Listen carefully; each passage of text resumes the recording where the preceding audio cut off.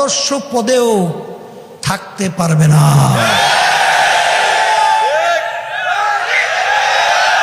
শোনেন, ভালো করে বুঝলাম, এখানে কিন্তু অত পণ্ডিত লাগবে না, অত বাকচতুরতা লাগবে না, অত বড় ধনীও লাগবে না। ওই সব বাদ দিয়া বলে হুজুর কমিটি করতে 35 জন লাগে, মুজাহিদ কমিটি লাগবে না। 5 জন পাইছেন, আল্লাহ 5 জন দিয়ে কমিটি করবেন। কোন জায়গায় যদি না পান, ওয়ার্ডে খালি থাকবে। কারণ দুষ্ট গরুর চেয়ে শূন্য আতাল ভালো। এই কথার যদি কোনো ব্যতিক্রম কোনো দায়িত্বশীল কমিটি বানানোর ব্যাপারে দুর্বলতা দেখান, আপনারা আমিরের হুকুম অমান্য করেছেন। আর যতক্ষণ পর্যন্ত শরিয়া বিরোধী আমির হুকুম না করবে, ততক্ষণ পর্যন্ত আর হুকুম মানে ইসলামী দলের আমিরের ওয়াজিব। এরপরেও যদি কেউ চালাকি করে, তাহলে এই সংগঠনের সাথে আপনি জড়াবেন না। আপনার জন্য যেটা ভালো লাগে সেদিকে যান। এখানে কোনো ক্লিয়ার ক্লিয়ার ক্লিয়ার, একেবারে ক্লিয়ার, কোনো প্রয়োজন নাই, একেবারে কাটছিট কথা, পরিষ্কার কথা। ঠিক না? ঠিক। আমার বাজানদেরকে বলবো, পর্দালে মা বোনদেরকে বলবো, কেন কেন আমরা কিন্তু ইসলামকে ক্ষমতায় নেওয়ার ঠিকাদারি নিয়ে আসি নাই। আমাদের দায়িত্ব কর্তব্য শুধুমাত্র চেষ্টা করা। নূহ আলাইহিস সালাম 950 বছর প্রায় দাওয়াত দিয়ে কয়জন মুসলমান হয়েছিল? ওই 80 কম বেশি 950 বছর। এতে আমার আল্লাহর নবী নবুয়তি খাই, ঠিক আছে? হ্যাঁ, কাটছে। অনেকে আবার হাসতামশা করে, অনেকে বলে যে সরমনের মাঠ খালি, এখন সরমনে পিছিয়ে বুঝে মাহফিল হয় না, লোক হয় না। ওরা মনে মনে খুশি, আমরা যে অন্য দিক দিয়ে খুশি এত ওরা বোঝে না। কথা দেখতে ভেজাল কন্যা শনির যদি অল্প হয়, ওর ভিতরে আনন্দ মজা বরকত আলাদা।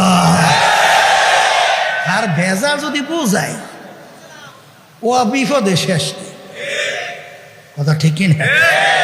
এই জন্য আমার বাজানদেরকে বলবো, পর্দা আলে মা বোনরা যারা শুনতেছেন, যাদের কলব ভালো তারা কোনোদিন মিথ্যা বলতে পারে না। যাদের কলব ভালো, হুব্বুদ দুনিয়ার রাসুকুল্লি খাতিয়াতিন, আল্লাহর হাবিব সাল্লাল্লাহু আলাইহি ওয়াসাল্লাম বলেন, সমস্ত গুনার মূলই হলো দুনিয়ার মোহ, দুনিয়ার মোহাব্বত, পদের মোহাব্বত, ক্ষমতার মোহাব্বত, দলের মোহাব্বত। বাজান রে, এইটা হলে গুনার মূল। হব্বে যা হব্বে মাল, এইটা কলবের রোগ। বলেন না, কিসের রোগ? কিসের রোগ? হায় হায় হায় হায়, এই কলবের রোগ দূর করা লাগবে।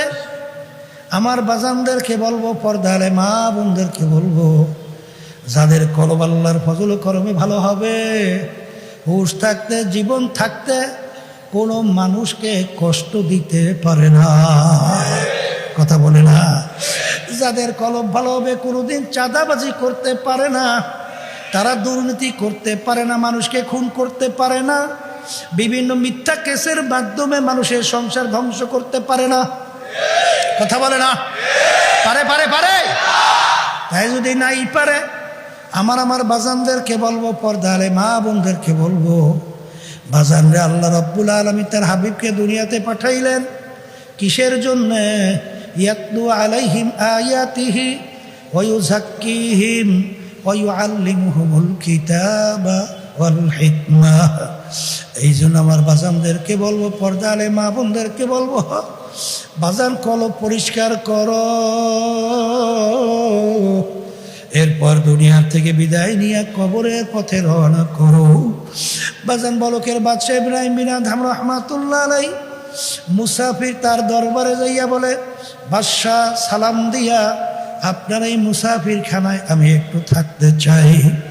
বাদশাহ বলে, এ বোকা মুসাফির, এইটা হলো আমার স্থায়ী বাড়ি, রাজসিংহাসন, এইটাকে তুই মুসাফির খানা বানাইছো, তুই তো আমার ইজ্জত নষ্ট করছো। তখন মুসাফির বলে, বাদশা রে, ভুল হইলে মাপ চাই। বাদশাহ স্থায়ী বাড়ি কাকে বলে, মুসাফির খানা কাকে বলে? তখন বাদশাহ বলে, বাড়ির দরজায় ঘর দেখছো? দেখছি, ওইটা হইলো মুসাফির খানা। হুজুর, ওইটার পরিচয় কি? বলে, পথিক রাস্তায় চলতেছে, সন্ধ্যা হয়ে গেল, অস্থায়ীভাবে রাত্রি যাপন করলো, পরদিন উঠে তার গন্তব্যের দিকে চলে যায়। এইভাবে অস্থায়ীভাবে আসে যায়, একে বলে হে মুসাফির খানা। বাদশাহ স্থায়ী বাড়ি কাকে বলে? যেখানে সব সময়ের জন্য মানুষ থাকে। তখন মুসাফির বলে, বাদশা রে, তাহলে দুনিয়া সৃষ্টির পর থেকে মনে হয় আপনি এই বাড়িতেই আছেন। তখন বাদশা বলে, ও বোকা মুসাফির, না না, আমার আগে ছিল আমার আব্বা। বাদশা, আপনার আব্বা কোথায়? সে তো কবরে চইলা গেল। বাদশা, আপনার আব্বা কি আসবে না? বলে, না মুসাফির, একবার দুনিয়ার থেকে মানুষ বিদায় নিয়ে কবরে গেলে আর দ্বিতীয়বার আসে না। বাদশা, আপনার আব্বার আগে কে ছিল? আমার আব্বার আগে ছিল আমার দাদা। বলে, সে কোথায়? সেও তো কবরে। বলে, সেও কি আসবে না? না, আসবে না। তখন মুসাফির হলো, বাদশা রে, আপনি মনে হয় চিরজীবন থাকবেন। তখন বাদশা বলে, ও মুসাফির, কুল্লু নাফসিন যায়িকাতুল মউত, মানুষ মরণশীল। আমি একদিন দুনিয়ার থেকে বিদায় নিয়ে কবরে যাব। বলে, আপনি কি আসবেন না? না, আমিও আসবো না। তখন মুসাফির বলে, বাদশা, আপনি আমাকে বলছেন বোকা, আসলে বড় বোকা তো আপনি। ও বাদশা, আপনার বাড়ির দরজায় মুসাফির খানা। একবার মানুষ থাইকা চইলে গেলে আবার এসে ইচ্ছা করলে থাকতে পারে, কিন্তু আপনার এই মুসাফির খানা থেকে যদি একবার কেউ বের হয়ে যায়, আর কোনো দিন আসে না। মুসাফির হাম এহা সবাই কবর আখের ঠিকানা, कोई आगे रवाना है कोई पीछे রওয়ানা। বলার সঙ্গে সঙ্গে বাদশার চিন্তার পরিবর্তন ঘটে গেল। আমি এই বাদশাহী দিয়া কি করব? আমি এই সম্মান সম্পদ দিয়া কি করব? আমি এই পীরগিরি দিয়া কি করব? মুক্তিগিরি দিয়া কি করব? আমার এই বড় সম্পদের মালিক গাড়ি বাড়ি দিয়া কি করব? আমি এই সওদাগারি দিয়া কি করব? যেদিন আমাকে 3টা কাপড় দিয়া প্যাচ দিয়া ফেলাইয়া রাখবে, সেদিন কি উপায় হবে? এই চিন্তা ভাবনা কইরা বাদশাহ ইব্রাহিম বিন আদহাম রহমতুল্লাহ আলাইহি স্থায়ী বাড়ি কামাই করার জন্যে ওই কলব নামক উল্লেখযোগ্য পার্সকে ভালো করার জন্যে মুরব্বীর শরণাপন্ন হইল।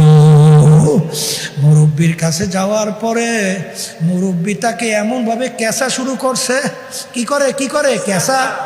মুরব্বা হওয়ার জন্য মুরব্বীর হাত লাগবে। এখন তাকে কেইসা লাকড়ি টানার দায়িত্ব দিল, এমনকি মেথরের পর্যন্ত দায়িত্ব দিল। বাজানে এমন জীবন তিনি গঠন করে গেল, কিয়ামত পর্যন্ত মানুষ তার নাম স্মরণ করতে থাকবে। এই জন্য আমার বাজানদেরকে বলবো, পর্দা আলে মা বোনদেরকে বলবো, দুনিয়া সম্পর্কে মাঝে মাঝে চক্ষু বন্ধ করো, এরপর চিন্তা করো কবরের পথে হাঁটো। কিসের দল, কিসের টাকা, কিসের বাড়ি, কিসের গাড়ি, কিসের পীরগিরি, কিসের মুক্তিগিরি, কিসের ইমামগিরি, কিসের খতিবগিরি, কিসের অমুক মেম্বার, চেয়ারম্যান, এমপি, মিনিস্টারগিরি, সব সারো সারো সারো। মালিকের পাগল হিসাব রাখছে তারাই বলতে পারবে আমরা দুনিয়ার মধ্যে কতদিন ছিলাম। আমার কাছে তো মনে হয় আমি ঘরের এক দরজার থেকে ঢুকলাম, অন্য দরওয়াজা থেকে বের হইয়া